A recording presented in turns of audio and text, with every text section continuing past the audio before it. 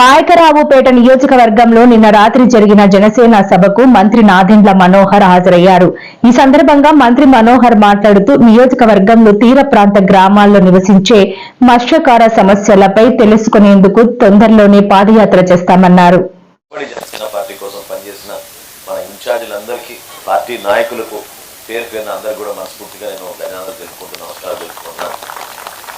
జన సైనికులు లేదే మేము లేము, ఇక్కడ వీర మహిళలు లేదే మేము లేము. ఇక్కడ నిజంగా పాయకరావుపేట నియోజకవర్గంలో శాసనసభ్యుడు లేకపోయినా 14,355 సభ్యత్వాలు మనం చేసామంటే క్రియాశీలక సభ్యత్వం.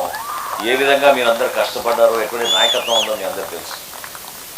స్థానికంగా కష్టపడిన శివదత్తను కూడా మనం గుర్తించాలి. ఎందుకంటే ఒక వాలంటీర్ వ్యవస్థ పార్టీలో మనం ఏర్పాటు చేసి ప్రొఫెషనల్గా ఎక్కడ ఏ సమావేశం జరిగినా కూడా, ఆ రోజు పోలీసులు ఉండేవారు కాదు, మనకి 140 మంది వచ్చారని సంతకం పెట్టించాలి, ఎవరు కనపడేవారు కాదు. కానీ ఆ రోజుల్లో పవన్ కళ్యాణ్ గారికి ఆ భద్రత, ఇటువంటి సభలు ఏర్పాటు చేసుకోవడం, కష్టకాలంలో అందరం కలిసి సమిష్టిగా పనిచేసిన రోజుల్లో మనతో పాటు నిలబడిన వ్యక్తి శివదత్. సో ఆయన కూడా మనస్ఫూర్తిగా సందర్భంగా నేను అభినందిస్తున్నాను. అదేవిధంగా కార్యక్రమాలు ఎప్పుడు కూడా మేము నిర్వహించేటప్పుడు ప్రతి ఆవిర్భావ దినోత్సవానికి ఏదో అడ్డంకులు సృష్టించేవాళ్ళు.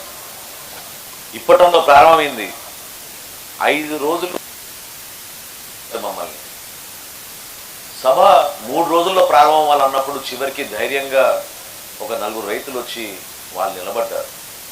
వాళ్ళని కూడా ఇబ్బంది పెట్టారు. రాత్రి శాసనసభ్యుడే వెళ్ళాడు, ఆర్డీఓ వెళ్ళాడు, డిఎస్పీ వెళ్ళారు. వెళ్ళి మీరు ఎట్టి పరిస్థితుల్లో మీరు ఇచ్చిన పర్మిషన్ మీరు తిప్పి వాపసు తీసుకొని, లేకపోతే మేము మిమ్మల్ని ఇబ్బంది పెడతామని చెప్పారు. నిజంగానే ఇబ్బంది పెట్టారు కూడా. చూశారు మీరు అందరు. ఇప్పటంలో ఏ విధంగా అంత చిన్న గ్రామంలో 120 అడుగుల రోడ్ వేయడం ఏంటండి, ఎక్కడ విన్నావా? బిల్డింగ్లు కూల్చేశారు. ఆ విధంగా కక్ష సాధింపులు ఆ రోజున మీ అందరూ చూశారు. ఇక్కడ కూడా నాకు బాగా గుర్తు, బుజ్జిగారు చాలా సందర్భాల్లో మన జన సైనికులను ఇక్కడ పెట్టిన ఇబ్బందులు, కేసులు, మత్స్యకార గ్రామం మన మిత్రులు వచ్చి ఎంతో ఆవేదనతో చెప్పేవాళ్ళు. బర్త్డే చేసినా కేసులు పెట్టారా? ఓకే. ఇవన్నీ నేను ఎందుకు గుర్తు చేస్తున్నానంటే, చాలా చక్కగా బొలిశెట్టి శ్రీని గారు నాకు చెప్పారు. పదవుల గురించి చేసిన ప్రయాణం కాదు ఇది. నేను ప్రతి మీటింగ్లో ఈ అంశం అంటున్నాను. ఎందుకంటే 2014లో పవన్ కళ్యాణ్ గారు జనసేన పార్టీ స్థాపించినప్పుడు ఆయన కోరుకుంది ఆంధ్రప్రదేశ్ విడిపోయినప్పుడు మన ప్రజలకి మేలు జరగాలి. నాయకత్వం ఇట్లా వదిలేస్తే మన ప్రజల్ని ఏమైపోతారు? 2 రాష్ట్రాలుగా మనని విడగొట్టి తెలుగు జాతి మధ్యన చిచ్చు పెట్టి మనం కోల్పోతున్నాం అనే భావన అర్థం చేసుకునే విధంగా ప్రజలు నిలబడాలనే తపనతోటి ఆయన ఆ రోజు పార్టీ పెట్టారు. ఇబ్బంది పెట్టారు, అవమానాలు గురి చేశారు. ఆ రోజుల్లో అంత సోషల్ మీడియా లేదు. ఇప్పుడైతే భయంకరంగా ఉంది సోషల్ మీడియా. గత 5 సంవత్సరాల్లో కేవలం మన పైన, ప్రతిపక్షాల పార్టీల పైన వైఎస్ఆర్సీపీ పార్టీ 300 మందిని జీతాలు ఇచ్చి ప్రతిరోజు దుష్ప్రచారం చేసేవాళ్ళు. వ్యవస్థల్ని వాళ్ళ జేబు సంస్థలుగా మార్చుకున్నారు. ఊహించని విధంగా రాష్ట్రాన్ని చిన్న భిన్నం చేసి ఎక్కడ చూసినా కేసులు పెట్టి ఇంట్లోంచి బయటికి రావాలంటే ఇబ్బంది పడే పరిస్థితి తీసుకొచ్చారు.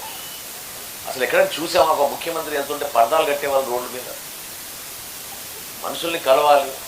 నువ్వు ఒక పాలకుడిగా నువ్వు చేసే కార్యక్రమాలను ధైర్యంగా చెప్పుకోవాలి. గుంతలు పూడ్చడానికి మనం ఆ రోజు గుడ్ మార్నింగ్ సీఎం సార్ అనే కార్యక్రమం చేస్తే ఎంతమందిని ఇబ్బంది పెట్టారు మన జన సైనికులు. ఆత్మహత్య చేసుకున్న కౌలు రైతుల కోసం 5 కోట్ల రూపాయల విరాళం ఇచ్చి మన జన సైనికులు రాష్ట్ర వ్యాప్తంగా, దేశవ్యాప్తంగా, ప్రపంచవ్యాప్తంగా ఆ రోజు ఆ కార్యక్రమాన్ని బలపరిస్తే ప్రతి జిల్లాలో మనం పర్యటించి దాదాపు 1400 మందికి మనం ₹1,00,000 చొప్పున ఆర్థిక సాయం జనసేన పార్టీ నుంచి పవన్ కళ్యాణ్ గారి చేతుల మీద మనం అందించాం. ఏ రాజకీయ పార్టీ చేసిన కార్యక్రమం చెప్పాలి? ఎవరైనా నిలబడ్డారా?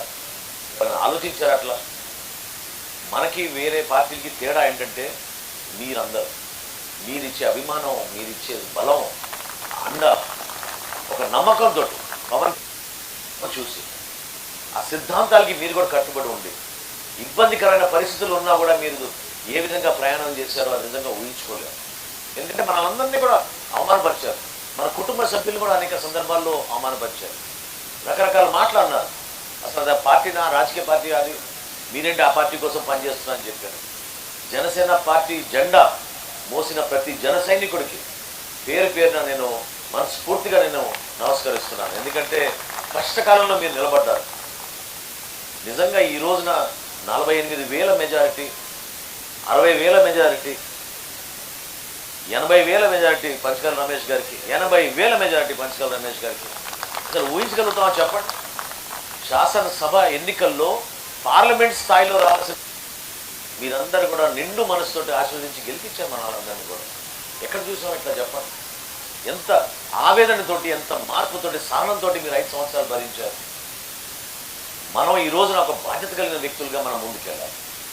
పార్టీ మనది, ప్రభుత్వం కూడా మనది. ఈరోజు మీరు ఏదో మన ప్రతిపక్షంలో ఉన్నాను అనుకోబాకండి. ఈ మీటింగ్ అయిపోగానే, ఇందాక బుజ్జి గారు అన్నదానికి నేను సమర్థిస్తున్నాను.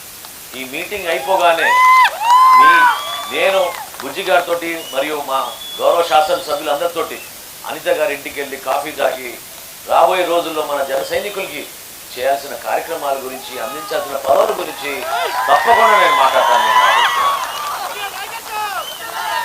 ఆమె కూడా, అనిత గారు కూడా చాలా చక్కగా కష్టపడి పనిచేసే వ్యక్తి. మీ అందరి తరఫున ఇక్కడ ఎన్నుకోబడ్డ ప్రజాప్రతినిధిగా 100% జనసేన పార్టీకి ఇవ్వాల్సిన విలువ, మన నాయకులకు ఇవ్వాల్సిన విలువ ఎక్కడ పొరపాటు లేకుండా చూసుకునే వ్యక్తిత్వం. సో తప్పకుండా మేము చిన్న చిన్న సమస్యలు ఉన్నా, కమ్యూనికేషన్ గ్యాప్స్ ఉన్నా కూడా అవి అధిగమించే విధంగా మనం చేద్దాం ఈ ప్రయత్నం. ఇబ్బంది లేదు. అదేవిధంగా నేను మీ అందరితో కూడా కోరుకునేది ఏంటంటే, జనసేన పార్టీ ప్రయాణం ఎప్పుడు కూడా పొత్తులో భాగంగా ఉన్నాం కాబట్టి మనం చాలా జాగ్రత్తగా వ్యవహరించాలి. ఎవరో మనని రెచ్చగొట్టారు, సోషల్ మీడియాలో ఒక పోస్ట్ పెట్టారు కాబట్టి మనం కూడా దానికి కౌంటర్ ఇవ్వాలి. పొత్తుకి నష్టం కలిగే విధంగా వ్యవహరించడం అనేది దయచేసి మీరందరూ కూడా అర్థం చేసుకొని మానుకోవడం.